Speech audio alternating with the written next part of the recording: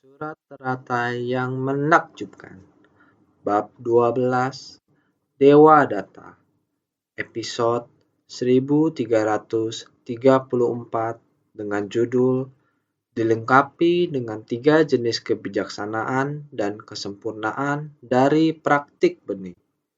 Seorang praktisi hendaknya memunculkan niat, pikiran, dan membangun ikrar. Selama banyak kalpa bersumpah untuk mengelola lahan batin, berdiam pada tingkatan yang dilengkapi dengan 3 jenis kebijaksanaan, memahami sepenuhnya, dan menjalankan segala praktik. Lahan batin tiada kekotoran dan tiada rintangan. Aku mengingat pada kalpa-kalpa lampau. Demi mencari ajaran kendaraan besar, mencapai tingkat tiada hambatan dan menyempurnakan 6 paramita sebagai praktik benih dari bodhisattva. Dengarkan dengan sepenuh hati. Seorang praktisi hendaknya memunculkan niat dan membangun ikrar. Niat pikiran ini, setiap pikiran muncul dalam batin. Inilah dalam kehidupan kita sehari-hari, kehidupan setiap orang, bukankah terus-menerus pikiran muncul dalam batin? Ini dimiliki oleh setiap orang. Namun, setiap pikiran yang muncul dalam batin para praktisi adalah tindakan sama dengan orang awam. Batin dari manusia awam tidak lain adalah rupa, suara, bebauan, rasa, sentuhan. 6 akar kita mengikuti kondisi memunculkan niat pikiran. Bagaimana dengan para praktisi? Kita hendaknya senantiasa menjaga batin kita. Batin kita terhadap kondisi luar. Akan dengan sungguh-sungguh memunculkan kebijaksanaan.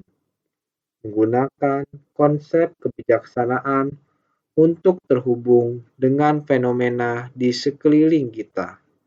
Semua hal di dunia, semua objek suara, objek rupa, tidak lain adalah dharma.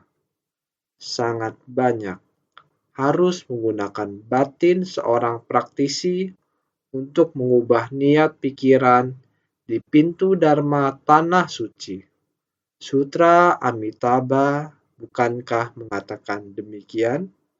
Apakah itu 7 baris pepohonan mustika atau kicauan burung? Semua adalah dharma.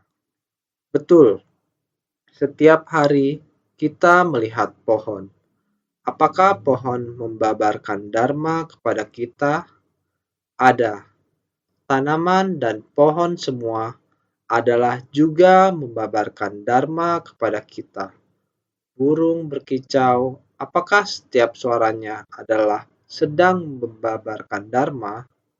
Dunia mereka, bahasa mereka, apakah itu burung berkicau, kucing mengeong, atau anjing menggonggong?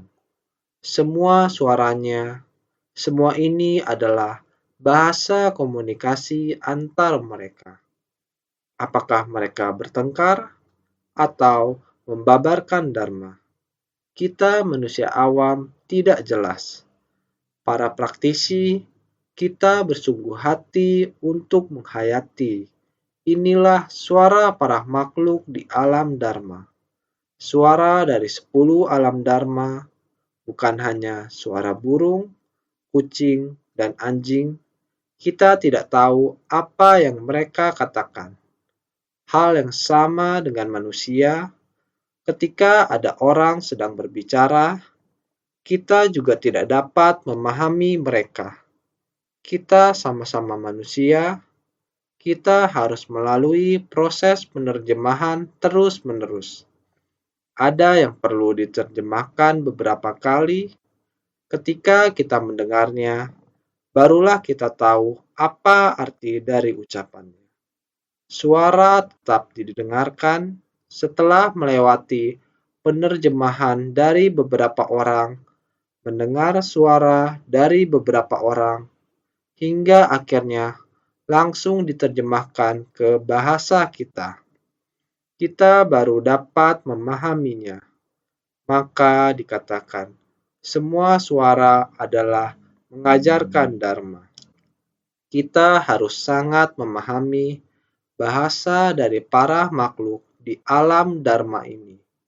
Suara baik atau buruk, kita harus secara jelas di dalam pikiran kita, segala gambaran, segala suara, tidak peduli di luar terdapat suara yang bagaimana atau keadaan yang bagaimana, kita harus segera mencari suara hati kita sendiri. Kita harus mencari kembali sebersih niat pikiran kita. Kita harus senantiasa bertanya kepada diri sendiri. Mulai hari ini, hal apa yang harus saya lakukan? Ucapan apa yang saya dengar pagi ini? Orang yang perlu saya temui hari ini? Semua hal yang dilakukan, apakah dapat dicocokkan? Orang, masalah, benda, dan ucapan yang didengar pagi ini, apakah dapat disatukan? Mendengarkan Dharma adalah dengan cara seperti ini. Dan kita manusia mengikuti dengan cara seperti ini. Master baru saja memberitahukan di pagi hari. Setiap orang memiliki kebiasaan mereka masing-masing.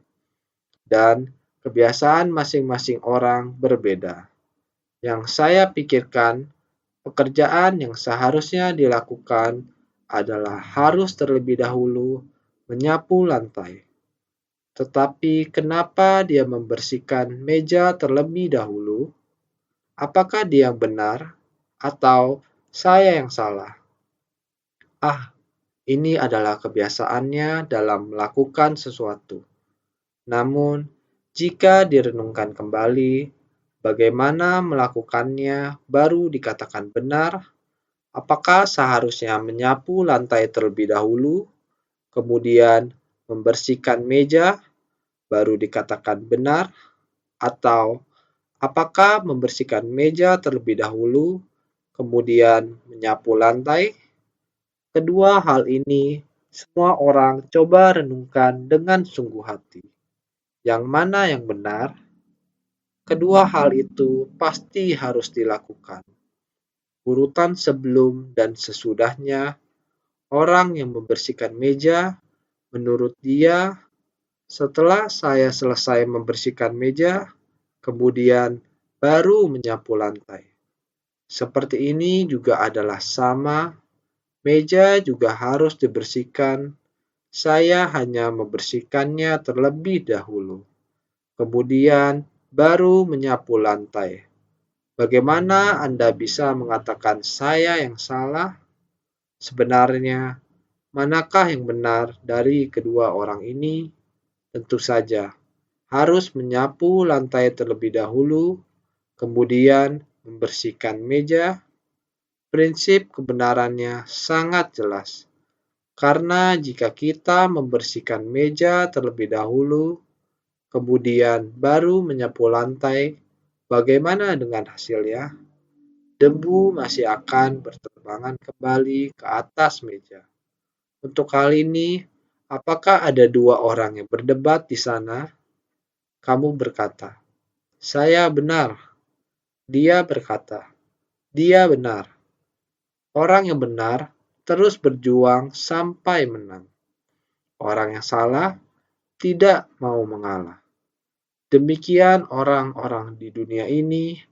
Jikalau kita adalah orang yang salah, seharusnya segeralah untuk bertobat. Yang kamu katakan benar. Saya seharusnya belajar darimu. Berikutnya, saya akan menyapu lantai terlebih dahulu, kemudian saya akan melap meja. Maaf, saya yang salah. yang lalu biarkanlah berlalu. Jikalau bisa demikian, maka di dunia tidak akan ada masalah. Atau begini, orang yang benar, orang lain telah menyesali perbuatannya kepada kita. Namun, kita masih saja bercerita ke orang lain bahwa orang itu sangat bodoh. Seharusnya menyapu duluan, tapi dia melap meja terlebih dahulu. Saat itu saya sudah bilang, namun dia tidak mendengarkan. Kemudian akhirnya dia mengaku dia bersalah. Hal demikian, apakah masih perlu diceritakan ke orang lagi? Seharusnya tidak perlu lagi. Jika kita menceritakannya lagi, seharusnya peristiwa yang sudah selesai dan tidak ada masalah lagi, karena masih terus diceritakan lagi, jadinya saling menyakiti satu sama lain. Bukan hanya menyakiti 2 orang, namun 3 orang.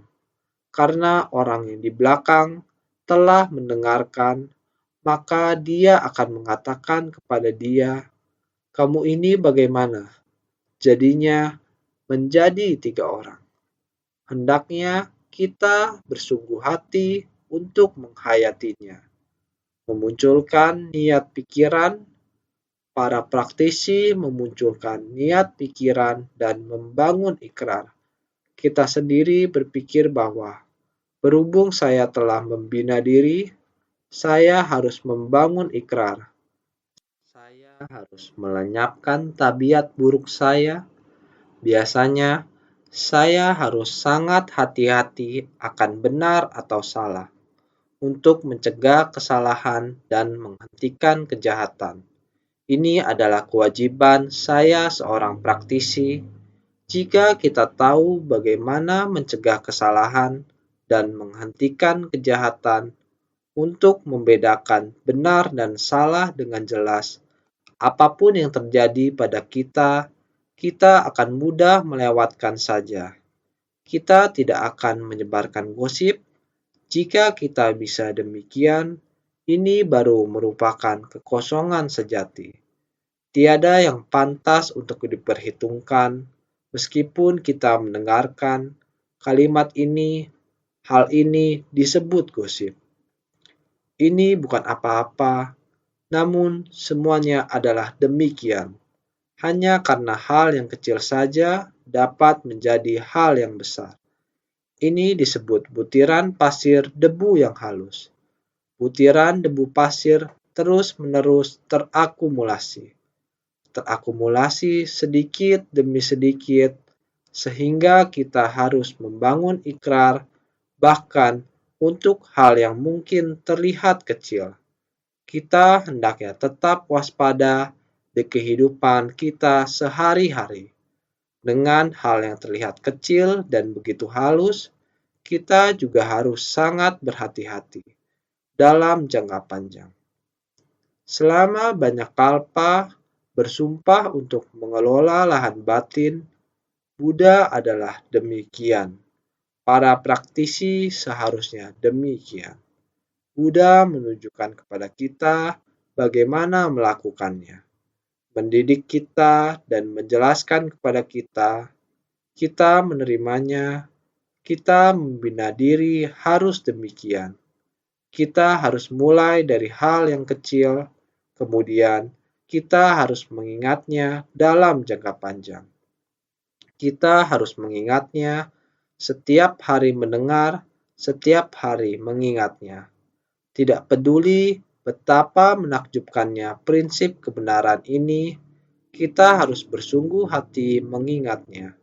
Ataupun aturan sederhana yang kita terapkan dalam kehidupan, semua ini kita harus ingat. Ini adalah mengingat, kita harus mengingat. Jika tulisan ini kita resap ke dalam batin, itu adalah benihnya. Ini disebut benih.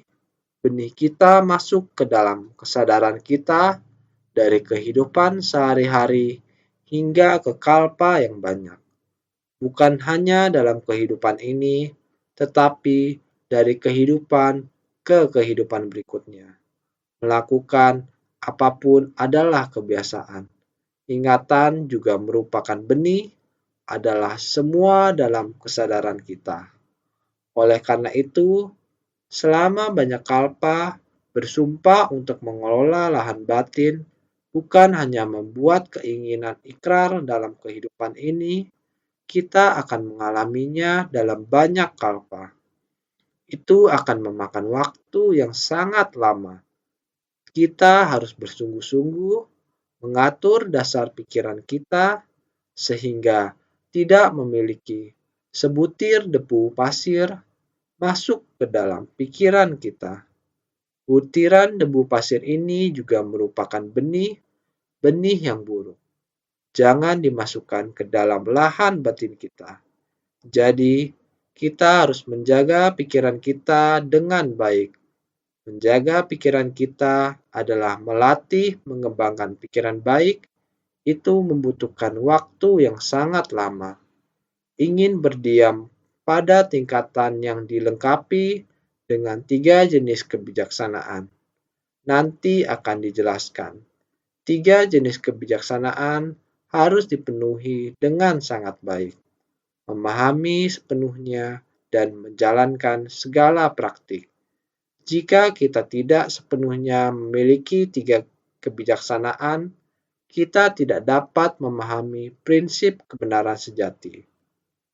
3 jenis kebijaksanaan: kemahatauan, sarwatnata, pengetahuan akan aspek menyeluruh dari segala fenomena.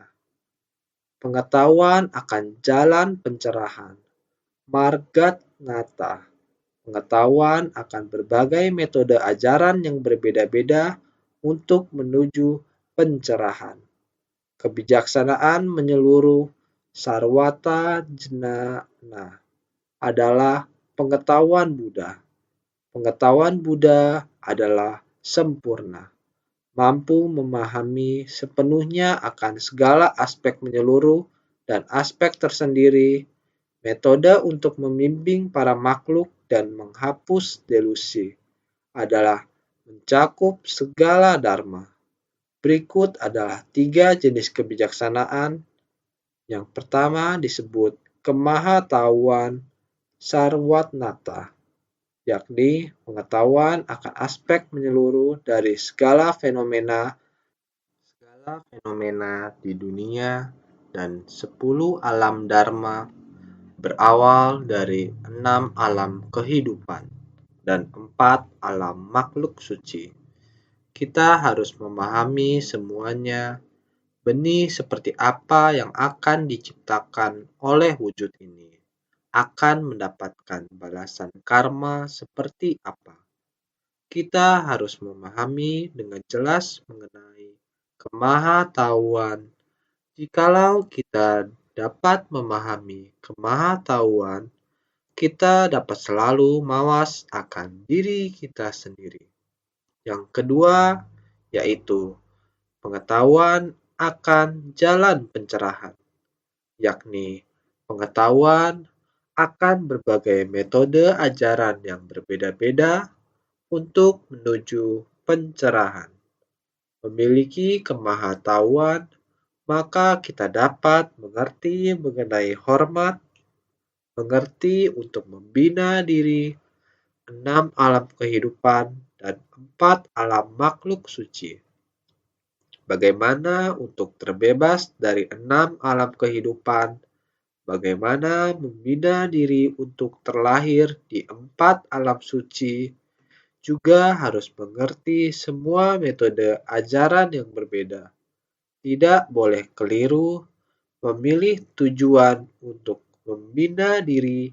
Kita seharusnya jelas mengenai jalan mana yang harus kita tapaki.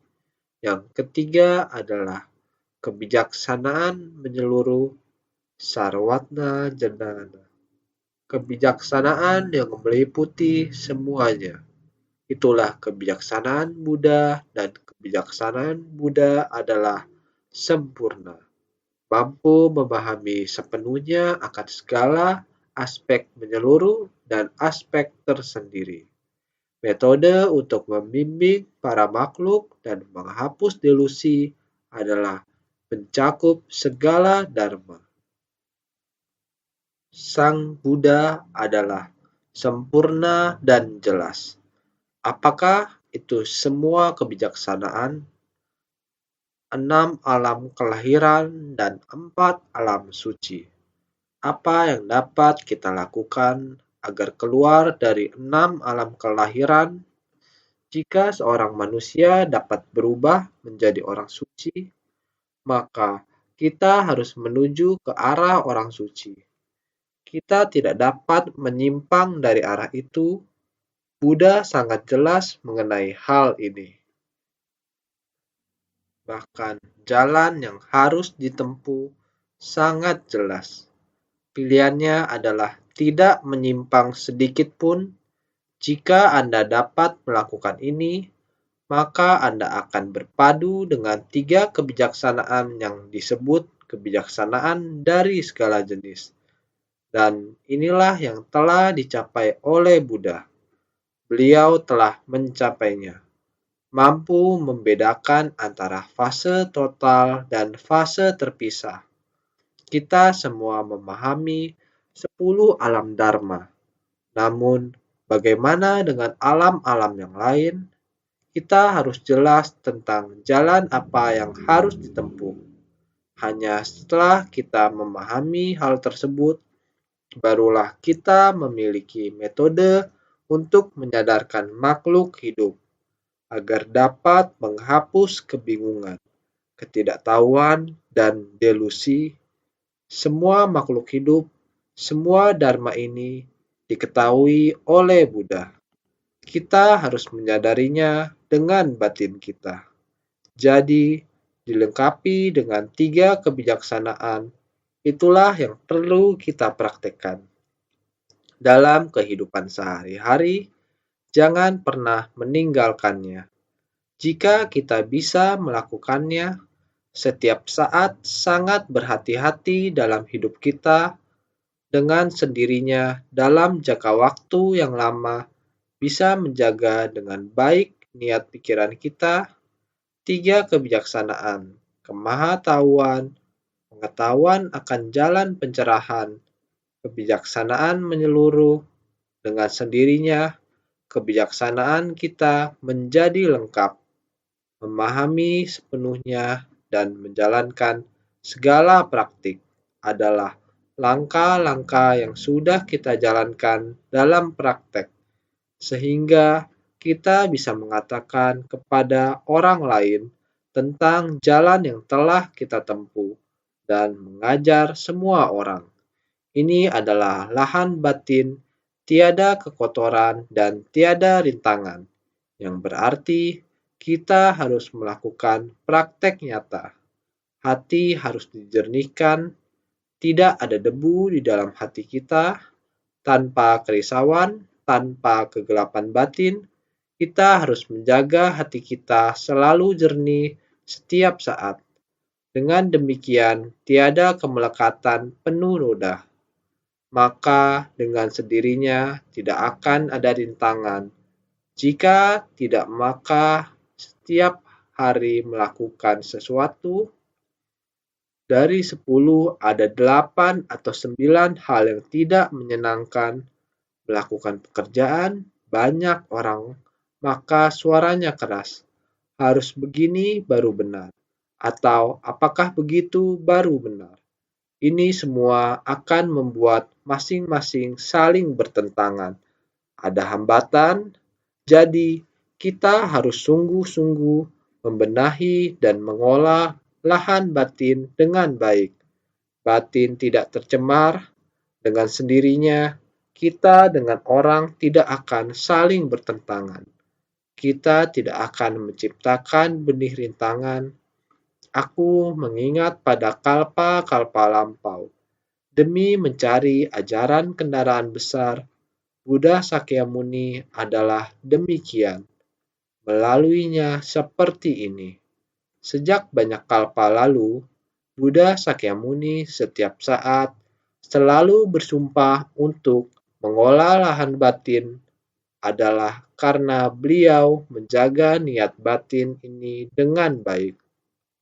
Bagaimana menjaganya dengan baik? Karena beliau setiap saat selalu memikirkan masa lampau. Ini disebut mengingat masa lampau. Memikirkan masa lampau. Niat awal saya pada saat itu, saya mau membina diri adalah demikian. Ingatan masa lampau tiada hentinya, yakni untuk mencari Dharma Agung. Mencari Dharma Agung yaitu untuk memberi manfaat bagi dia. Memberi manfaat bagi dia berarti memberi manfaat bagi diri sendiri. Ini yaitu demi untuk mencari Dharma Agung. Ini adalah waktu yang panjang dan lama. Jadi, karena demikian, beliau dapat memperlakukan orang dengan maha welas asih. Maha welas asih, pandangannya tiada membedakan, tiada pemikiran kebencian atau sayang. Terhadap hal apapun, dia selalu bersyukur. Dewa Datta telah menghalanginya dan menyiksanya selama kehidupan yang tak terhitung jumlahnya. Dia selalu bersyukur dan tidak pernah menyimpan dendam apapun. Orang yang bermusuhan dengan kita, orang yang baik terhadap kita, itu setara, tanpa penyesalan dan dendam. Dengan cara seperti itu, selamanya menggunakan pengertian yang baik dan rasa berterima kasih untuk memperoleh tiada rintangan. Setelah berlalu, kita akan baik-baik saja. Setelah berlalu, sudah tidak ada apa-apa. Tidak seperti kasus yang mengelap meja, sapu, lantai, dan masih memberitahu ke orang lain, tidak ada. Masalah ini semuanya tidak ada. Masalah yang kecil pun tidak ada. Tentunya masalah besar juga tidak ada. Maka ajaran kendaraan besar mengajarkan kita seperti ini. Kita harus belajar dengan metode yang sama. Karena Sang Buddha belajar ajaran kendaraan besar, mengingat ajaran kendaraan besar, memohon ajaran kendaraan besar, bagaimana dengan kita?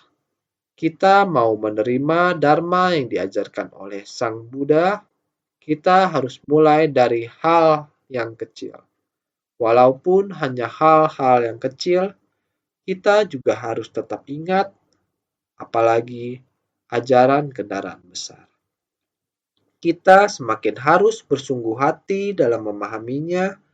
Dharma Agung adalah mempraktikkan sebab dari pelaksanaan 6 paramita dan seluruh praktiknya.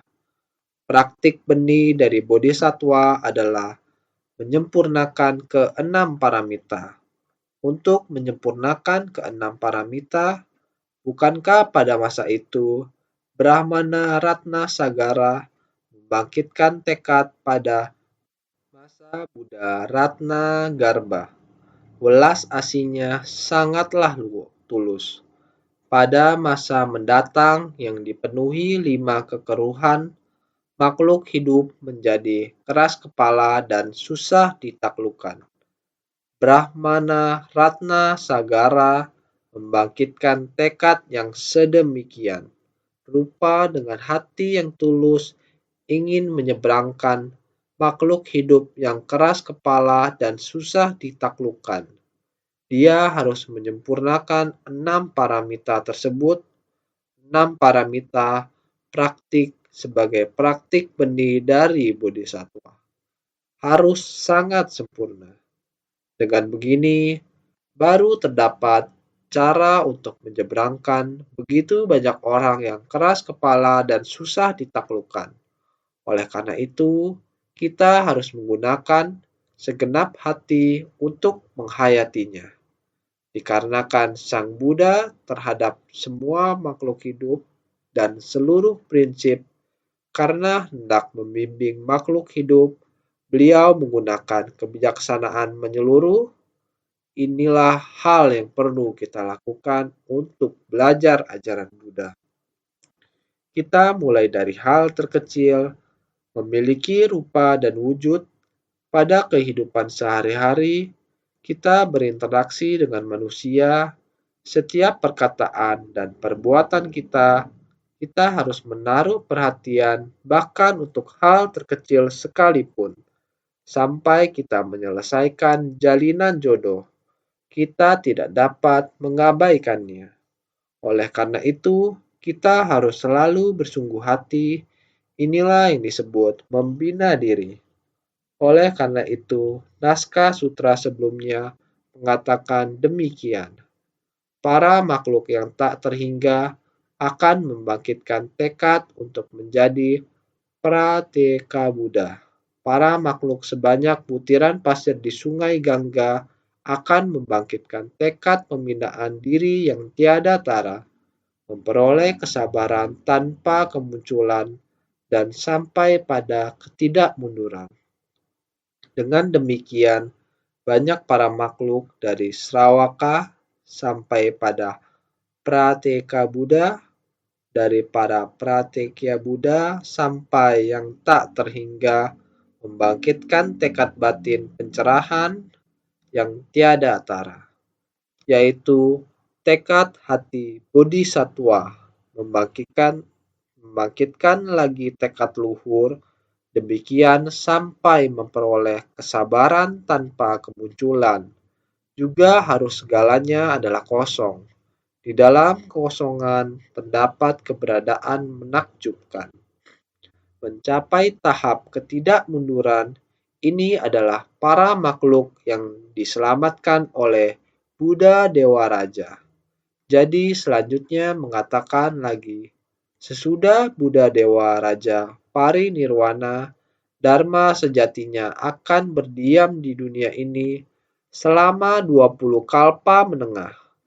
Bagi relik dari seluruh raganya akan dibangunkan stupa 7 mustika dengan tinggi 60 yojana, lebar dan panjang 40 yojana. Buddha Dewa Raja berdiam di dunia selama 20 kalpa menengah.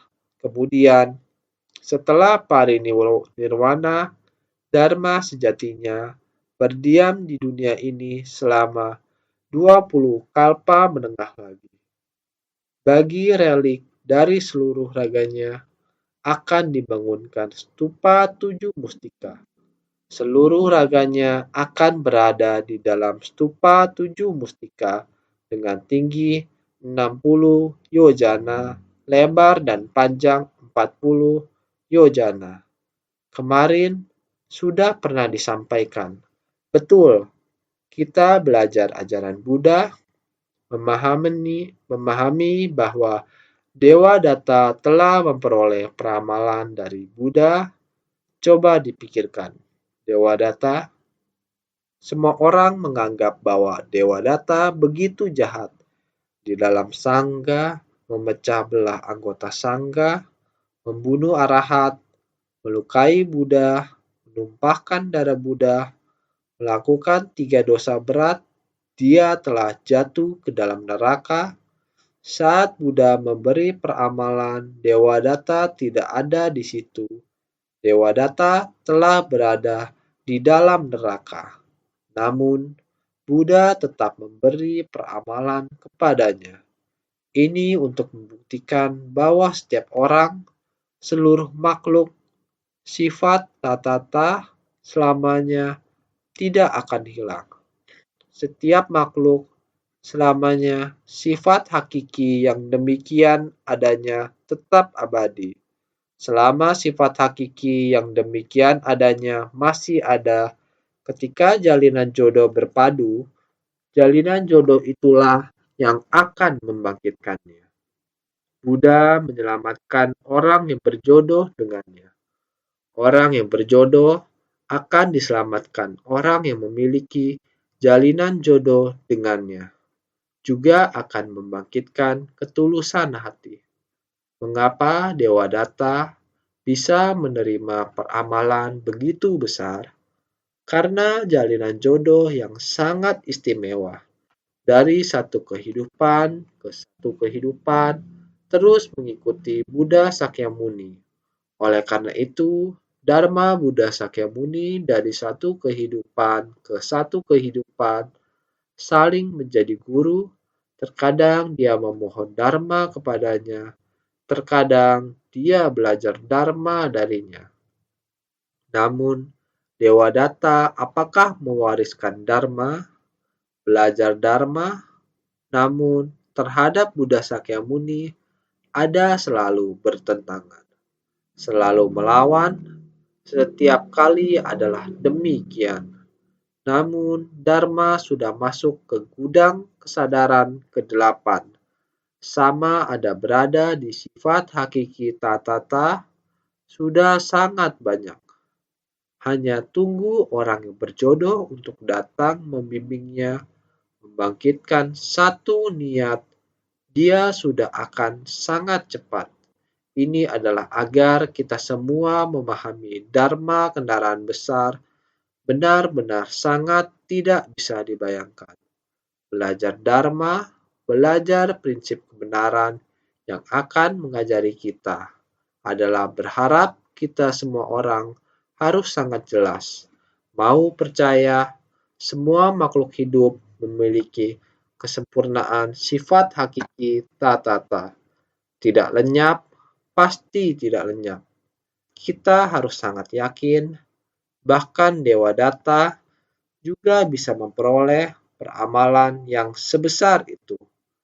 Menerima peramalan sebesar itu dibandingkan dengan yang lain, waktunya lebih panjang. Apa yang didapat lebih banyak? Naskah sutra di bawah ini, semua penghuni di alam surga akan menggunakan aneka bunga, dupa bubuk, dupa bakar, dupa salep, pakaian, keyura, spanduk, dan panji, tirai mustika, alunan musik, dan nyanyian lagu. Puja bakti sebagai persembahan pada stupa menakjubkan dari 7 mustika. Setelah duduk di stupa, ada banyak yang dapat memberikan persembahan kepadanya. Para dewa yang telah memupuk segala benih kebajikan, dikarenakan banyak penghuni di alam surga, semuanya menggunakan aneka bunga, bunga yang demikian agung, juga dupa yang sangat harum. Melakukan persembahan demikian rupa, semua penghuni di alam surga akan menggunakan aneka bunga, dupa bubuk, dupa bakar, dupa salep. Segala benih kebajikan yang dipupuk oleh para dewa diumpamakan sebagai aneka bunga, dupa sebagai perumpamaan untuk pemupukan moral kebajikan. Ini menandakan bahwa para dewa yang telah memupuk segala benih kebajikan diumpamakan sebagai aneka bunga. Bunga yang memperagung ladang pelatihan ini sebagai perumpamaan bahwa semua penghuni di alam surga sedang memupuk moral kebajikan. Orang yang memupuk moral kebajikan yang akan memberi persembahan.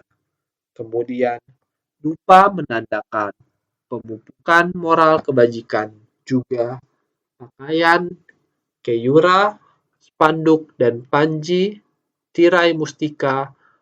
Pakaian melambangkan kesabaran, keyura melambangkan pengetahuan, panji dan bendera melambangkan samadhi dan kebijaksanaan, tirai mustika melambangkan dharma dari titik puncak.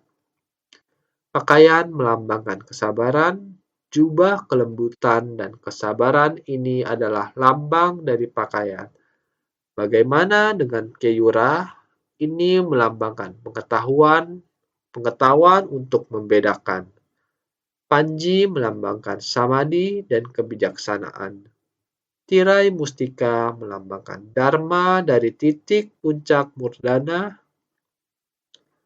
Melatih diri selain melatih kesabaran, juga harus tahu cara membedakan.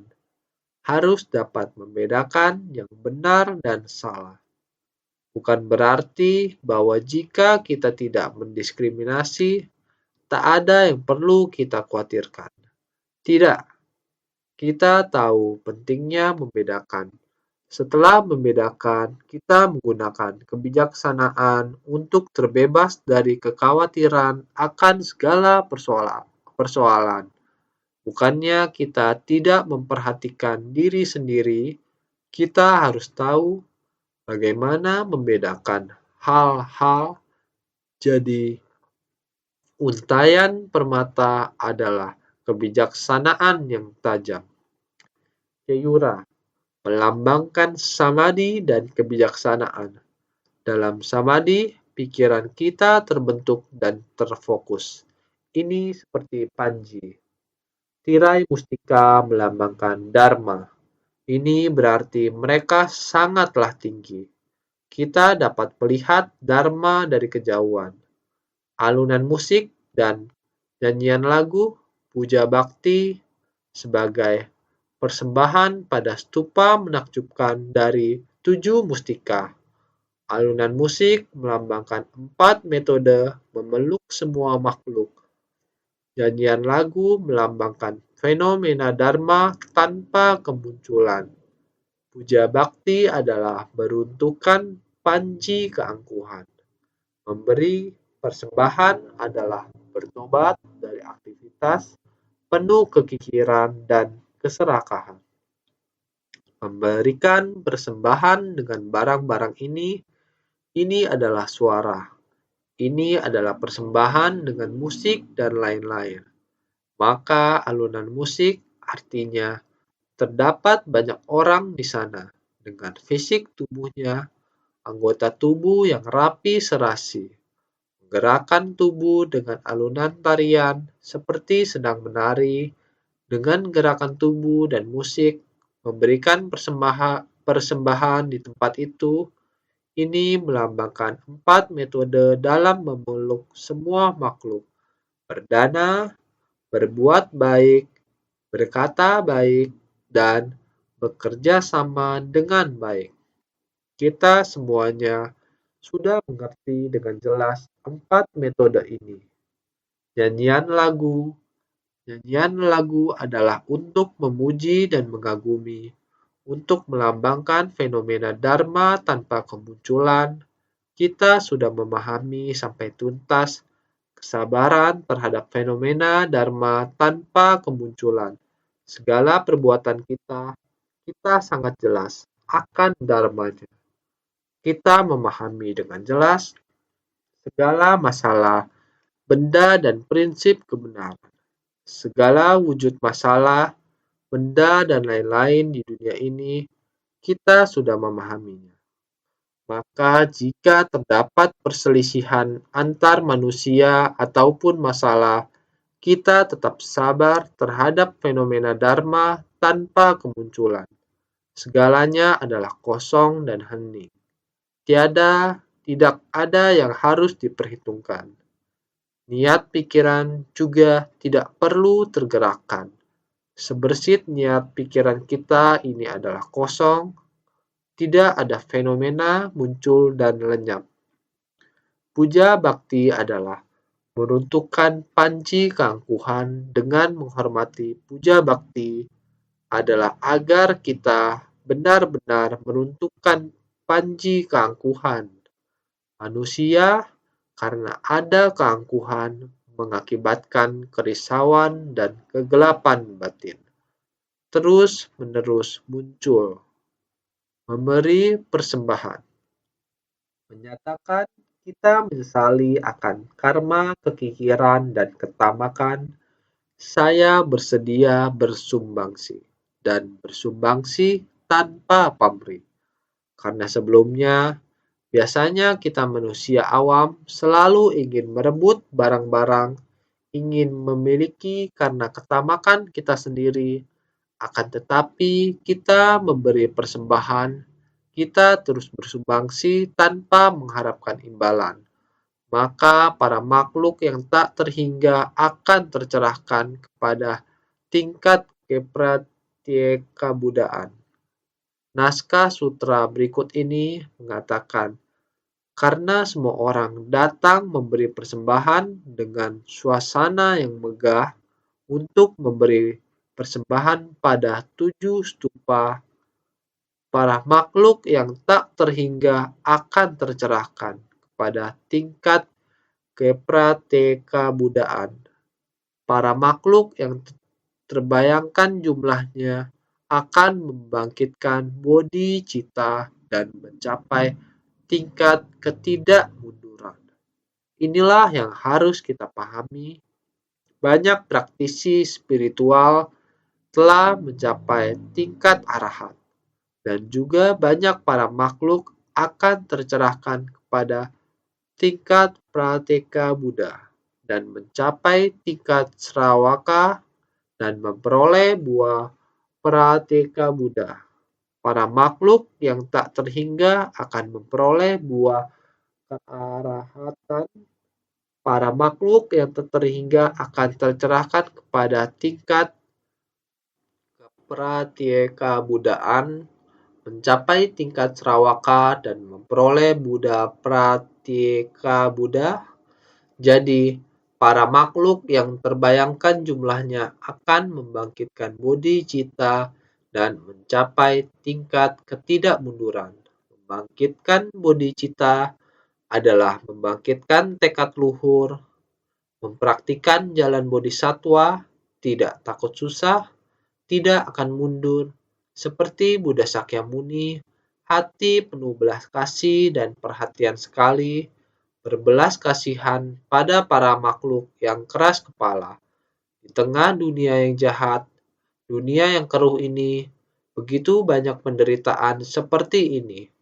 Begitu banyak penderitaan yang terakumulasi.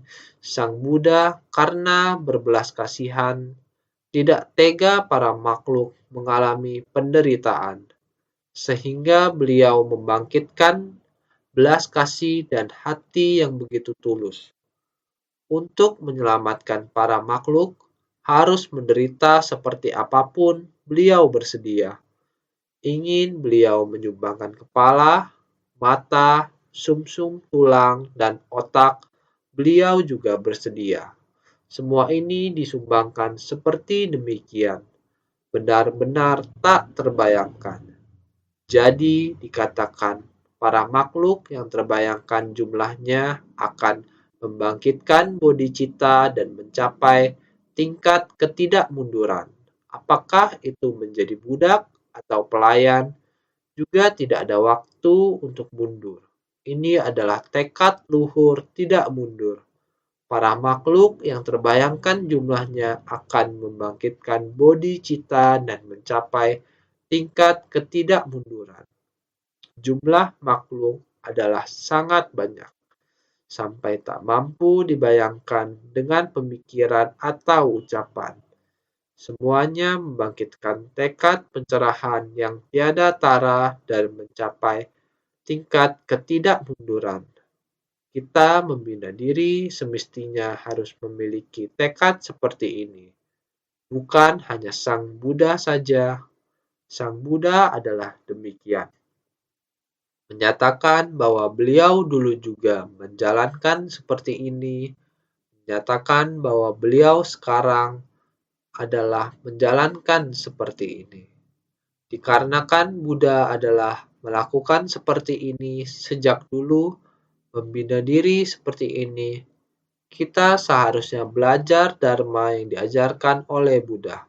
Terlebih lagi, jumlah makhluk adalah sangat banyak, sampai tak mampu dibayangkan dengan pemikiran atau ucapan. Jadi tak terbayangkan. Bisa membuat Raja Langit dan begitu banyak umat Buddha untuk membangkitkan tekad luhur. Ini adalah tak terbayangkan. Tak peduli berapa orang yang datang untuk membahas, tetap tidak mampu membahasnya. Hati bodhicitta yang luhur tidak mundur, juga tak terpikir bahwa ada begitu banyak orang bersatu hati, semuanya membangkitkan tekad pencerahan yang tiada tara dan mencapai tingkat ketidakmunduran. Ini sesungguhnya adalah sangat langka. Ini menerangkan tentang peramalan setelah parinirwana. Artinya, peramalan akan buah akibat daripada Buddha Dewa Raja setelah parinirwana. Ketika Dewa Datta menerima peramalan besar ini, orang-orang memunculkan keraguan di hati. Sehingga kita harus memahami para makhluk yang Buddha Dewa Raja akan bimbing, demikian banyak makhluk. Setiap orang telah membangkitkan tekad bodhisattva. Buddha Sakyamuni dalam proses sutra teratai kita juga merasa mengapa untuk membangkitkan tekad demikian sulit. Kita juga akan berpikir demikian. Mengapa Sravaka seperti Sariputra, Kasyapa, dan lain-lain, mereka harus terhenti sampai pada tahap arahat? Mengapa tidak lagi membangkitkan tekad besar dalam anggota Sangha, murid pertama Sang Buddha? Berapa banyak anggota Sangha yang dipimpin Buddha? Setiap kali kita melafalkan lebih kurang semuanya 1.250 orang, kebanyakan kitab sutra pada semua tempat, ada kalanya ribuan orang yang datang mendengar Dharma hanya demikian. Datang mendengar Dharma, tetapi yang benar-benar selalu mengikuti Buddha adalah 1.250 orang. Mengapa selisih begitu banyak dibandingkan dengan Buddha Dewa Raja? Buddha Sakyamuni telah demikian dengan tulus bersungguh hati membimbing dan menyadarkan makhluk yang keras kepala. Pahala kebajikan ini dengan pahala kebajikan Buddha Dewa Raja, apakah ada bedanya? Berapa bedanya? Tidak ada.